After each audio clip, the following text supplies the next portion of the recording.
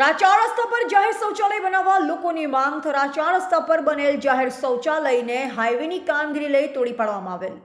Highway authority દ્વારા રસ્તો પહોળો કરવાની કામગીરી ચાલુ હોય જાહેર શૌચાલયને તોડી પાડવામાં આવેલ, જેને લઈ જાહેર જનતાને તકલીફ પડી રહી છે। થરા શહેરવાસીઓની નવીન જાહેર શૌચાલય બનાવવામાં આવે તેવી લોકમાંગ ઉઠવા પામી હતી। થરાદ નગરપાલિકા દ્વારા તાત્કાલિક અન્ય સુવિધા કરવામાં આવે તેવી લોકોની માંગણી છે। અહેવાલ મૂળજી ચૌધરી, બ્યુરો ચીફ, બનાસકાંઠા।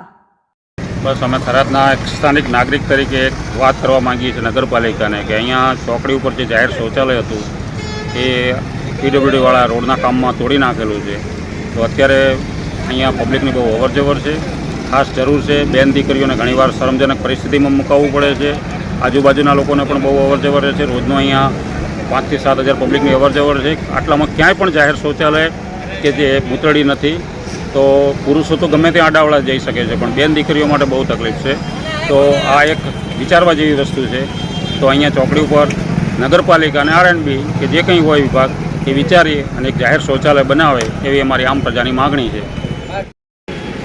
જે થરાદ ખાતે જે વર્ષો જૂનું આવેલું શૌચાલય હતું એ આરએનબી દ્વારા તોડી પાડવામાં આવેલું છે રોડના કામ માટે।